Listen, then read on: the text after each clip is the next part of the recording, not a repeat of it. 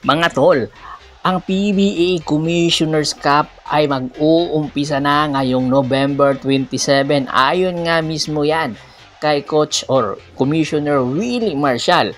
Pag-amin pa ni Commissioner Willie Marcial na ang Commissioner's Cup ay meron silang isang visiting team na ipapadala at posibleng papepermahin na nila ng kontrata anytime. Ito nga ay ang Hong Kong Eastern na kung saan ay nakapaglaro na rin ito sa Asian Basketball League, na kung saan nakapaglaro dito ang isa sa pinakasikat na player ng PBA ngayon na si Christian Stadhardinger. At ngayon, dahil nga sa magandang performance ng Bay Area Dragons sa mga nakalipas na Commissioner's Cup, tinitingnan na kung long-term ba ang pagiging visiting team nitong Hong Kong Eastern.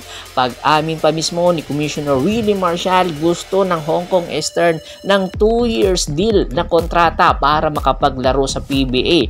Pero hindi pa sinasabi ni Coach or ni Commissioner Willie Marcial kung papayagan pa. Titingnan pa nila ang magiging resulta ngayong Commissioner's Cup. Kung sakasakali mang maganda ang ipapakita at magiging resulta ng Commissioner's Cup, tiyak mas mataas pa na kontrata ang posibleng makapaglaro ang Hong Kong Eastern Ball Club.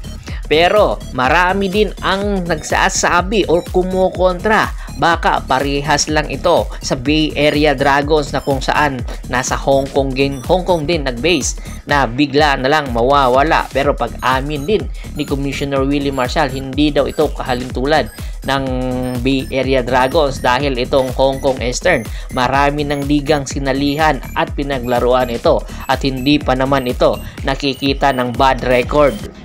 Kaya positive na positive si Coach or si Commissioner Willie Marcial na maganda ang magiging resulta sa Commissioner's Cup. At take note ha, ang Commissioner's Cup ay walang height limit ang import.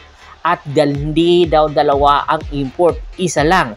Nasa sa kanila na sa mga kupunan sa PBA at sa Hong Kong Eastern Ball Club na kung sino ang magiging import pa nila, kahit 7-footer pa ito, 7'5", 7'6", basta walang height limit.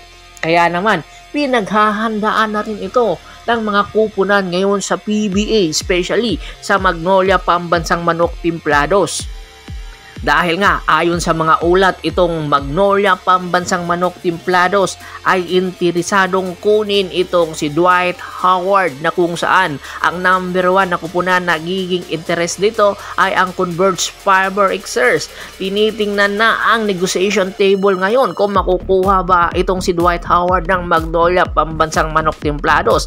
Alam natin, pagdating sa kontrata, kayang-kayang magbayad ito ng mas mataas pa sa ino-offer ng Converge. Pero itong Converge ay meron na rin kasing itong mga negotiation team na kung saan pagkatapos nga ng stint nitong si Dwight Howard sa Converge Fiber Xers ay dediretso ito sa Dubai International, na kung saan siya rin ang nagrepresent bilang import ng Dubai International Ball Club sa Strong Group. Kaya hindi katakataka na kayang-kaya rin bunan or tapatan ng Converge kung ano man ang offer ng Magnolia kay Dwight Howard. Kaya interesting ang magiging susunod na araw kung sino-sino ang mga import na ibabandera ng bawat kupunan at syempre ng Eastern Hong Kong, na kung saan naglalaro nga ngayon sa Asia Super League.